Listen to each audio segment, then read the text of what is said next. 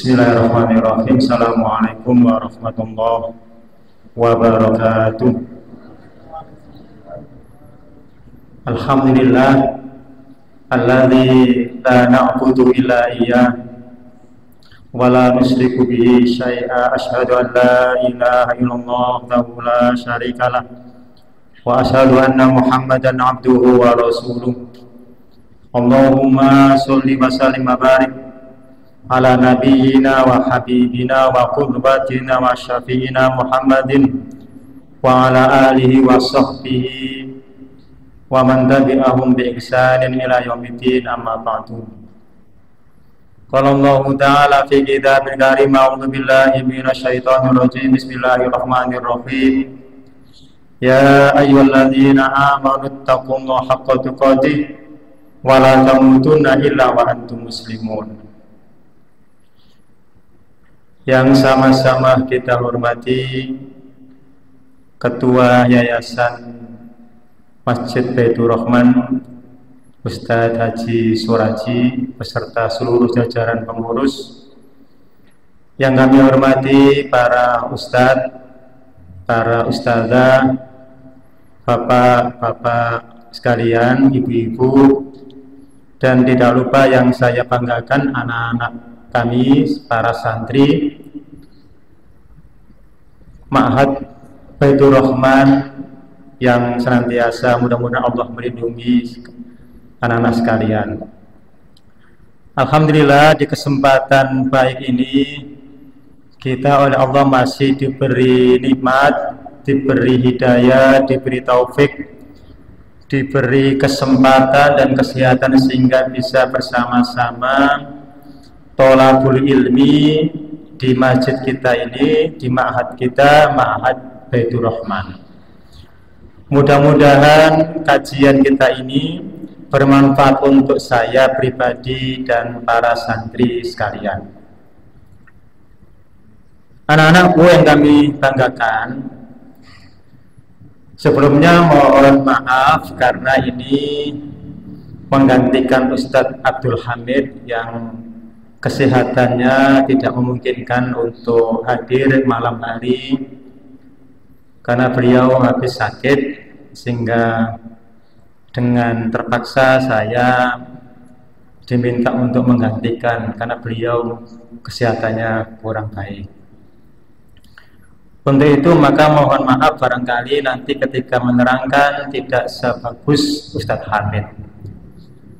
Sedikit mengenang masa dulu ketika saya mondok di Mas Kemambang 6 tahun, pernah belajar tauhid selama 6 tahun.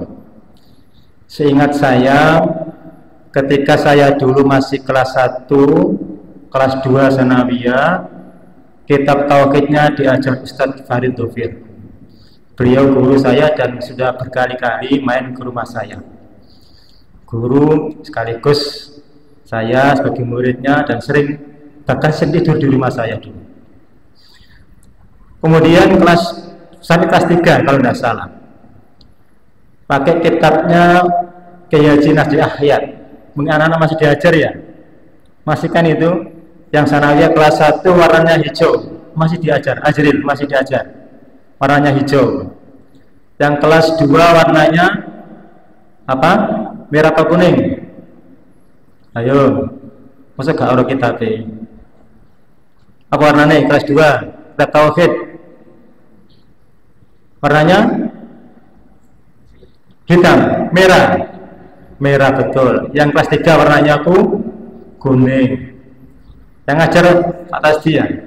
Ini ada Pak Tasdi, guru tauhid. Kemudian di Aliyah kelas 1, kelas 2 diajar Ustadz Abdul Hamid. Kitabnya tauhid Syekh Muhammad bin Abdul Wahab. Kelas 3 Aliyah diajar kitab tauhid, kitabnya Aqaid yang ngajar langsung pemangku pesantren Bapak Kiai Haji Nasdi Ahyad. Kemudian pengalaman pernah ngajar tauhid di Mas Kemambang ketika baru datang tahun 2000 sampai 2009 saya ngajar di sanawiyah tauhid 2000 sampai 2009. Setelah ada sertifikasi, maka saya pindah ngajar tafsir dan ilmu tafsir. Ini pengalaman masa dulu yang pernah belajar tauhid dan pernah sebentar mengajar tauhid selama 9 tahun. Anak-anak sekalian, sekali lagi mohon maaf, mohon izin Pak Haji Soraji, kitab yang kita ambil ini adalah kitab yang ringkas berjudul Khud Aqidataka Minal Kitabi Was Sunnati Shahihah. Apa artinya itu? Khud, apa artinya khud? Ambillah. Dari kata akhadha ya'khudhu. Nah, fil amarnya khud, ambillah. Kitab kita ini judulnya khud, ambillah aqidataka, akidah kamu, akidah kita sekalian ini. Minal kitabi was sunnati, dari kitab yakni Al-Quran, was sunnah, dan sunnah Nabi as-sahihah, yang sahih. Pertanyaannya, kenapa akidah kita perlu diambil dari Al-Quran dan As-Sunnah? Kenapa kok begitu? Coba ada yang jawab. Kenapa kok harus diambil dari Quran dan Sunnah? Kenapa? Fakhri, kenapa Fakhri? Kenapa Fakhri? Ayo anak-anak, kenapa kok suruh ngambil akidah kita ini dari Al-Quran, dari As-Sunnah? Kenapa? Kenapa? Ya karena ya, betul, karena Al-Quran ini adalah sumber dari segala hukum. Sumber di sana ada sumber tentang pengetahuan tauhid, ada hukum tentang akidah itu ya, tauhid itu. Ada hukum tentang muamalah, ada hukum tentang sains, ya, bahkan juga yang lain. Yang kedua, kalau akidah itu tidak diambil dari Al-Quran dan As-Sunnah, maka dimungkinkan akan banyak menyimpang, tidak sebagaimana yang diajarkan Allah dan Rasulnya di Al-Quran dan di hadis. Maka betul kitab ini, ambillah akidah kamu bukan dari primbon, bukan dari kitab-kitab yang tidak jelas sumbernya, tapi disuruh ngambil dari Al-Quran dan Sunnah yang sahihah. Anak-anak pernah ya membaca buku primbon? Ya, primbon Jawa itu loh. Ya. Dan di sana namanya Mujarobat apa sih ya? Nggak jelas menurutku. Itu judul kitab kita. Dikarang oleh siapa? Dikarang oleh Muhammad Jamil Zainu. Jadi Muhammad Jamil Zainu, Al-Mudarris fi Daril Hadis di Makkah Al-Mukarramah. Beliau adalah pengasuh atau dosen di Daril Hadis di Makkah Al-Mukarramah. Kitabnya banyak sekali. Dan kita ambil yang ini karena ini yang ringkas-ringkas. Kita mulai yang pertama. Kitab ini berbentuk pertanyaan dan jawaban. Pertama judulnya Haqqullahi 'alal ibadi. Apa artinya anak-anak? Haqqullahi 'alal ibadi. Apa artinya? Ayo. Haqqullahi apa? Hak Allah 'alal ibadi, kepada hambanya atau atas hambanya. Kira-kira menurut para santri, apa hak Allah kepada hambanya itu? Apa haknya Allah? Kalau haknya Allah berarti kewajiban kita. Dipahami ya? Kalau haknya Allah berarti kewajiban kita. Nah, pertanyaannya, kira-kira apa hak Allah kepada kita selaku hambanya? Berarti kalau dibalik, apa kewajiban kita kepada Allah? Kan begitu. Kira-kira apa? Apa hak Allah atas hambanya, atau apa kewajiban kita kepada Allah? Kira-kira apa? Di sini disebutkan. Kita baca ya.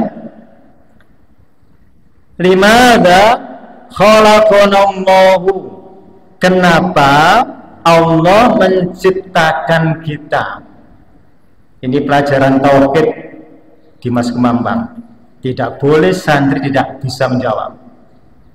Bahkan tidak boleh anak-anak santri Baitur Rahman yang di Mas Kemambang atau yang di SMA, tidak boleh ada yang tidak bisa jawab ini. Kenapa Allah menciptakan kita? Kenapa? Limadza khalaqanallahu. Kenapa Allah menciptakan kita? Ayo, Pak. Pak, sing tak badeni sing tonggo-tonggo dhewe. Soba, Fakhri, Azril. Oh, Pak, kira-kira Pak. Bagus ini. Tujuan Allah menciptakan kita adalah beribadah. Ini kudu dijawab loh, santri Mas Kemambang. Ya. Dia dari ayo. Dia dari Al-Zariyat ayat berapa itu? 50 berapa? 56, bagus. Pionine? Ayo. Enggak apa-apa ini kan belajar. Anggapnya sekolahan, takon-takonan. Oke, Mas. Bagus. Ya. Tolong nyudeng koncomu, konterjemahan di koncoe.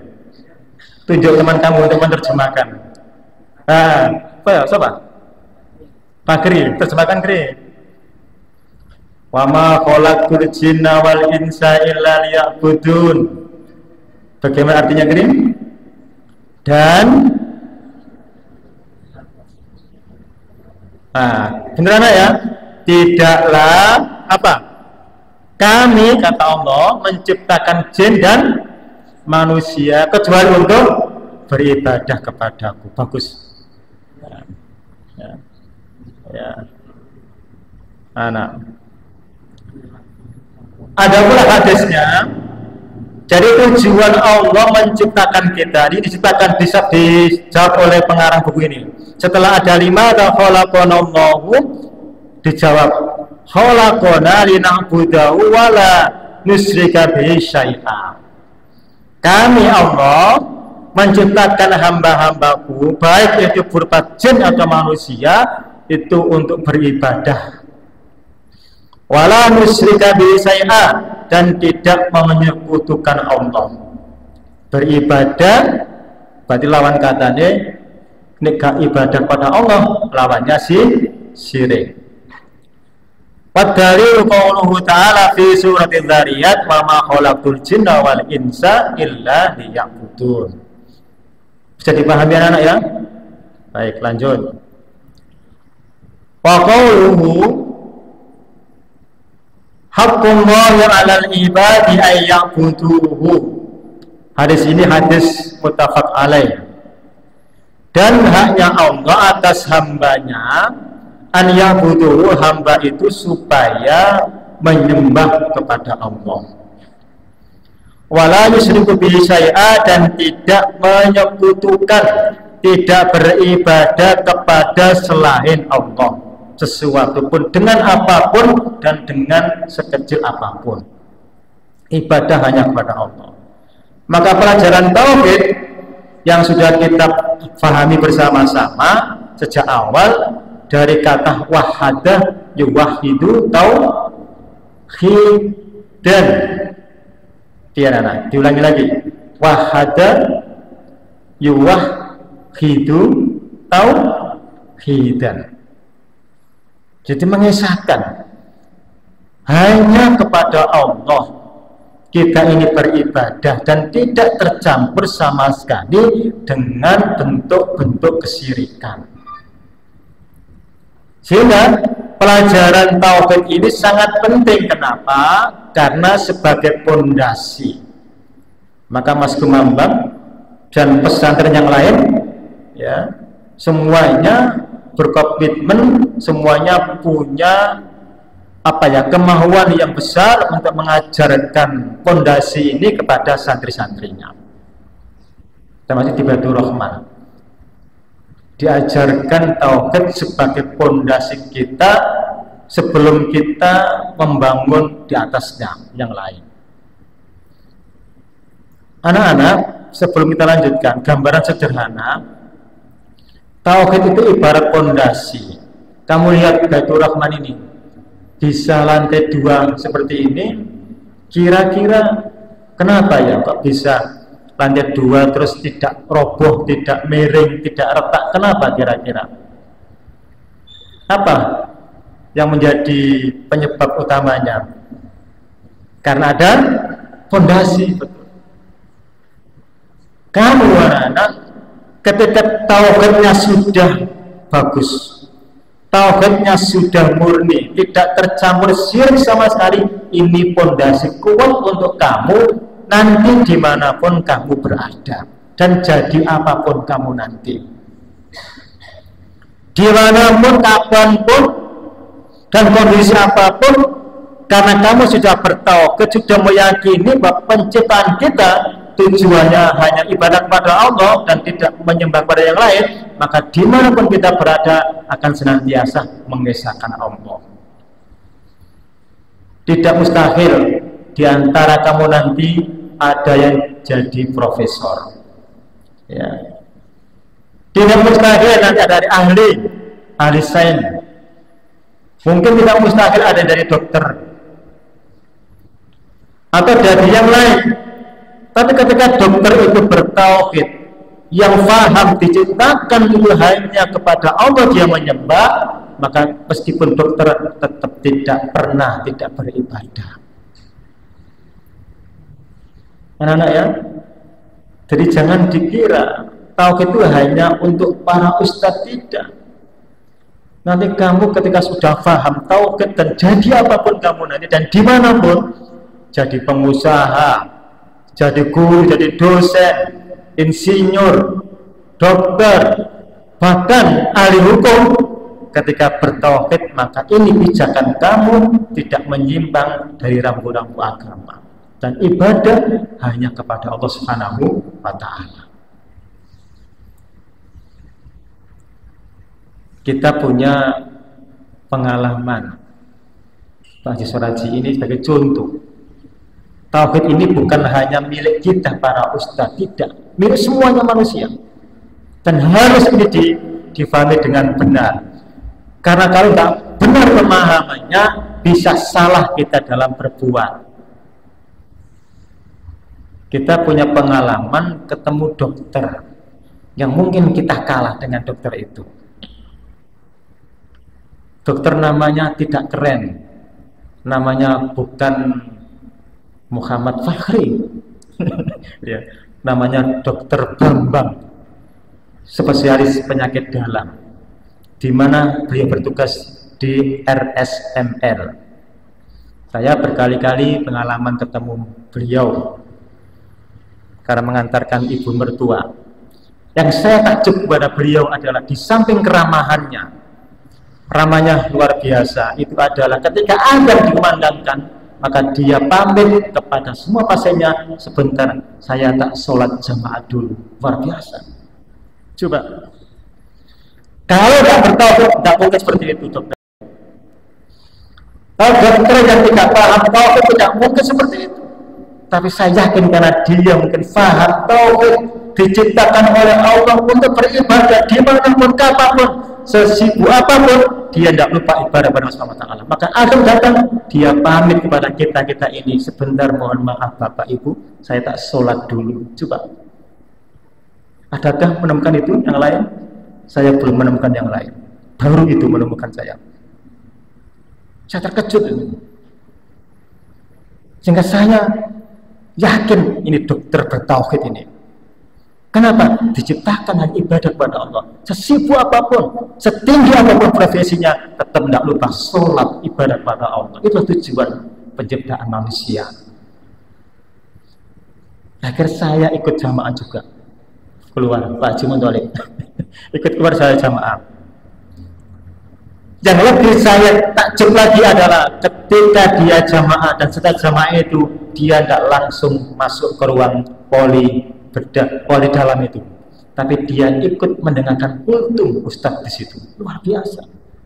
Coba Anda bayangkan, ada anak-anak bayangkan ya, dokter duitnya akeh, duit teko dhewe, ibadahnya luar biasa. Coba kalau kita dokter enggak, duit gak duit, ya kan? Dia dokter, datang azan langsung dia ke masjid. Dan hanya itu mendengarkan kultum ustaz di duhur itu luar biasa. Saya kagum, ini hebat ya dokter ini. Ya, maka sekali lagi anak-anak santri saya sampaikan bahwa ini penting, ini tauhid ini landasan kita untuk berpijak di dalam kehidupan yang semakin hari semakin semrawut seperti ini. Kalau tidak punya tauhid, terus apa yang kita dasarkan untuk hidup ini? Apa yang kebijakan kita kalau tidak punya tauhid? Maka betul di sini santri Baitur Rahman diajarkan tauhid sebagai bekal. Jadi apapun terserah nanti, terserah nanti. Nah, anak-anak yang saya banggakan kita teruskan. Soal yang kedua, karena ini memang bukunya soal dan jawab. Mahia al-ibadatu. Jangan lupa, setelah kita diciptakan dengan tujuan untuk beribadah kepada Allah dan tidak mau menyebutkannya dengan sesuatu apapun, sekecil apapun, maka yang kedua pertanyaannya, apa pengertian ibadah? Mahiyal ibadah. Apa itu ibadah? Ada yang tahu anak-anak? Kita diskusi. Ada yang tahu enggak? Ada yang membantu memberi jawaban apa itu ibadah? Coba anggap aja Bapak ngapunten nggih niki anggap kula teng kelas mawon. Kelalare. Salah enggak apa-apa, anak. Apa itu ibadah itu? Kan sudah diajarkan Ustaz di Ustaz nggih teng ngene sekolahan. Ayo sapa sing eling? Apa ibadah? Nah ternyata, ayo sambil ingat, ada yang ingat anak? Ayo mas, yang ingat? Nah ternyata di sini dijelaskan oleh Muhammad Jamil Zaini, al-ibadatu ismun jami'un lima yuhibbullahu minal aqwali wal af'ali. Ismun jami', nama yang meliputi semuanya, ya. Jadi nama ismun jami'un, nama yang meliputi semua. Lima yuhibbullahu, apa yang Allah sukai, apa yang Allah cintai, minal aqwali wal af'ali, baik itu berupa ucapan atau perbuatan. Berarti ibadah adalah semua apapun yang Allah ridho, Allah cinta, baik itu berupa ucapan atau perbuatan, selama Allah cinta itu tergolong ibadah. Para santri, sampean duduk di sini, kira-kira Allah cinta apa tidak ya? Menghafal Quran, jam 3 sudah bangun, ya. Kemudian murojaah, menambah ziyadah. Itu kira-kira Allah cinta apa enggak kira-kira? Cinta ya? Berarti ibadah enggak kira-kira? Ibadah ya? Sampai ditangani jam berapa Ustaz Fazal? Santri ditangani 3:30. 3:30 sudah bangun. Ya. 3:30 sudah bangun, ya Allah, luar biasa Ibu. Maka saya itu senang kanyang santri, ya Allah. Iling dinaku mondok ditangani Ustaz Rahman. Ya, ngantuk ditanya ngantuk, geblak ditanya mana, geblak tanya mana, begitu santri. Begitu kan? Dalam beda tempat di jiwa dingin. Pernah kenangan dulu mondok itu ketika dibangunkan karena ngantuk, ya namanya anak kayak cilik, tuh rumahnya dijiwir sama Ustaz Abdul Rahman. jiwir yang menyenangkan. Ya, kenapa? Untuk kebaikan kita kan begitu. Karena kamu ketika ditangani tafazal, ya harus tangi. Nah, ya. Kenapa harus tangi? Itu kebaikan yang Allah ridho. Karena itu kebaikan Allah ridho, Allah senang, maka itu termasuk ibadah. Begitu anak-anak. Segi apa? Segi perbuatan. Contoh lagi tadi kan disampaikan 5 yuhibbullahu minal aqwal. Sekarang yang Allah cinta, Allah ridha, Allah senang, yang terbentuk atau berupa ucapan, kira-kira apa? Seperti ucapan apa? Ucapan yang baik, yang tidak kotor. Allah senang, Allah ridha, itu ibadah. Maka jangan sampai santri Baitur Rahman kemudian menyebut hewan-hewan kecil, ya, gitu. Jangan sampai. Di sini masih ada bal-balan, masih ada ya. Ketika sampean bal-balan terus dijegal koncoe, piye? Astagfirullah, bisa-bisa. Ya, nek bisa-bisa berarti budi batin, dosa. Kan? Allah Akbar. Ono koncoe hen penalti sebenarnya sebut Allah Akbar dan masuk. Ya begitu. Itu ibadah. Kenapa? Lafal kita, lisan kita mengucapkan kalimat, mengucapkan kata-kata yang Allah cinta, Allah ridho, itu ibadah. Dipahami anak ya? Berarti ibadah adalah segala hal yang mencakup lisan atau perkataan atau perbuatan yang Allah ridho, itu ibadah. Contohnya banyak, termasuk pada malam hari ini anak-anak kajian bersama ini juga ibadah yang pahalanya luar biasa. Belum lagi ketika sampean murojaah Al-Quran nanti setelah Isya, jari Kanjeng Nabi khairukum man ta'allamal Quran wa 'allama. Ternyata orang yang terbaik itu orang yang belajar Quran dan mengajarkan Al-Quran, termasuk orang-orang yang mendukung adanya pembelajaran Al-Quran. Sing nyiapno dana, sing paring maem, nyiapno guru kabeh, itu orang-orang yang terbaik. Nah, ini ibadah. Baik, kita lanjutkan. Minal aqwali wal af'ali kaddu'ai, seperti doa.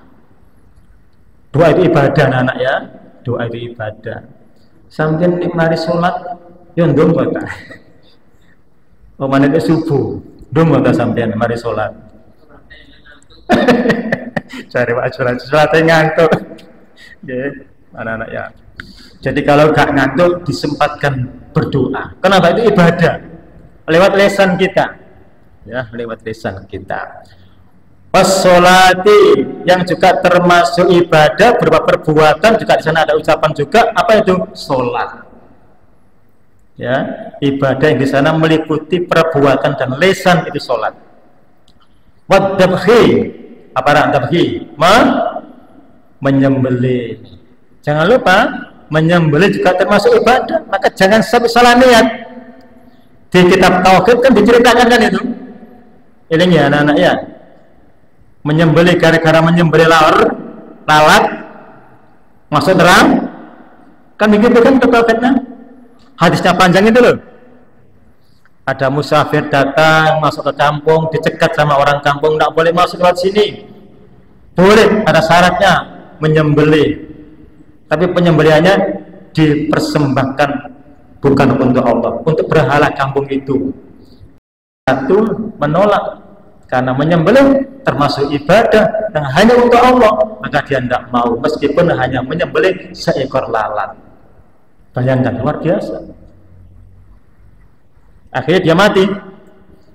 Datang lagi yang kedua, karena tahu yang pertama mati gara-gara tidak mau menyembelih karena untuk berhala, maka dia kedua ini mau menyembelih, diniatkan untuk berhala. Maka menyembelih harus niatnya ibadah karena Allah. Ya, ini bagian dari ibadah, tidak boleh diperuntukkan kepada yang lain. Kalau dulu di desa saya dulu, zaman dulu kami kecil, kalau ada situasi yang kurang bagus, itu menyembelih hewan kepalanya dibuang di laut. Subah belum lahir, Fakhri belum lahir, Ajri belum lahir itu. Ya, begitu. Bahkan konon katanya jembatan-jembatan, saya ini nggak tahu benar apa enggak. Konon katanya kalau jembatan sudah mau selesai sebelum diresmikan katanya dipotongkan kepala. Bener tadi Bu, Pak Haji Sueb. Bener tadi Bu. Dipendam di situ katanya. Wallahu a'lam. Kalau itu benar, maka itu adalah bentuk-bentuk kesyirikan. Tapi saya yakin itu baru konon katanya, kan begitu kan. Baik. Wa ghairiha. Jadi tidak hanya berdoa, tidak hanya sholat, tidak hanya menyembelih, tapi juga yang lain. Selama Allah ridho, karena itu bagus, baik ucapan atau perbuatan kita, maka itu adalah ibadah. Anak-anak, contoh lagi, ya, kamu dengan ibu bapakmu di rumah, bagaimana biasanya? Coba, kamu biasanya gimana? Taat apa enggak kepada bapak ibu kamu di rumah? Ayo, sing jujur, ojo bujui. Dikongkon ibu bapak biasanya piye? Kalau kamu berbuat baik kepada ibumu, bapakmu, itu ibadah. Membahagiakan kedua orang tua kamu dengan tindakan maupun ucapan itu juga termasuk ibadah. Maka di sini tadi wa ghairiha, dan termasuk yang lain. Kamu belajar untuk persiapan besok sekolah, malamnya belajar, ya. Kira-kira itu ibadah enggak, anak-anak? Ibadah ya. Begini sinau. Dan kebanyakan anak-anak sekarang yang bukan di Baitur Rahman, Pak Suraji, itu biasanya semangat belajarnya itu sudah mulai kendor. Jam kedua sudah ngantuk-ngantuk. Itu bukan santri Baitur Rahman, anak-anak yang lain. Ya begitu. Itu ibadah. Itu ibadah loh. Kamu belajar sungguh-sungguh itu ibadah. Saya tidak bayangkan kamu berjalan dari sini ke sekolahan hampir 1 kilo ya, mungkin ya, kurang lebih 1 kilo. Itu kan jelas kan itu. Sopo sing lunga berangkat gale ilmu kan gitu kan. Fa wa fi sabilillah hatta yarji'a, kan begitu ya, sampai dia kembali. Ibadah kan itu. Berarti dari saya sampaikan tidak hanya berdoa, tidak hanya sholat, tidak hanya menyembelih, tapi hormat patuh pada orang tua, menghormati guru kamu, menghormati pembina kamu, belajar sungguh-sungguh, itu juga termasuk ibadah. Di sini ada dalilnya sebagai penguatan bahwa ibadah itu hanya untuk Allah, baik berupa ucapan atau perbuatan. Qul inna sholati wa nusuki wa mahyaya wa mamati lillahi rabbil alamin. Surah Al-An'am. Katakanlah sesungguhnya sholatku, kemudian wa nusuki, dan ibadahku. Di sini artinya ibadah sembelihan korban maksudnya di sini. Wa mahyaya, dan hidupku, wa mamati, dan matiku, lillahi rabbil alamin. Semuanya hanya untuk Allah, Tuhan semesta alam. Nusuk di sini artinya ingin menikah, menyembelih binatang. Itu juga termasuk ibadah, maka tidak boleh dipersembahkan kepada selain Allah Subhanahu wa ta'ala. Baik, anak-anak yang kami banggakan. Selanjutnya yang ketiga sekarang. Di insya Allah buku ini tidak sampai bertahun-tahun, paling sekitar 6-7 pertemuan sudah habis ini, karena kurang lebih sekitar 15 halaman bolak-balik. Kalau di fotokopi sekitar itu. Yang ketiga, atau sebelum kita lanjutkan, anak-anak santri apa ada yang bertanya? Tidak ada ya? Paham kan anak ya? Baik, paham. Kita teruskan. Yang ketiga, kaifa na'budullaha, bagaimana caranya kita ini beribadah kepada Allah. Kira-kira caranya. Ya. Piye carane awak dhewe iki beribadah kepada Allah itu piye carane? Ya tentu karena ini urusan ibadah mengesahkan Allah dan itu tujuan kita diciptakan, maka kita tidak boleh beribadah yang tidak bersumber sebagaimana yang diperintahkan Allah dan Rasulnya. Maka di sini dijawab setelah pertanyaan kaifa na'budullah, bagaimana kita ini beribadah, caranya bagaimana, maka dijawab di sini kama amarallahu wa rasuluhu. Cara kita beribadah itu harus sesuai dengan apa yang telah Allah perintahkan kepada kita dan sebagaimana yang telah Rasul perintahkan kepada kita. Tidak boleh mengada-ngada. Ya. Di dalam prinsip agama kita, kalau bab makanan itu semuanya halal kecuali yang diharamkan. Begitu ya. Bangkai babi, darah, disembelih sing bukan nyebut nama Allah, sing mati kecepit, kepukul, lugut kondukur.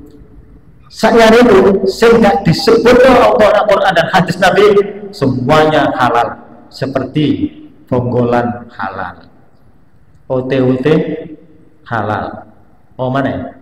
Entute gedang halal. Bongkotan sing enom halal. WhatsApp ya. Kan kalau hadis mengharamkan. Prinsip makan begitu. Semua yang enggak diharamkan maka halal. Selesai. Godong Pak, godong juwet halal, godong keres halal. Ini arep kan begitu. Tapi ini ibadah wali aneh.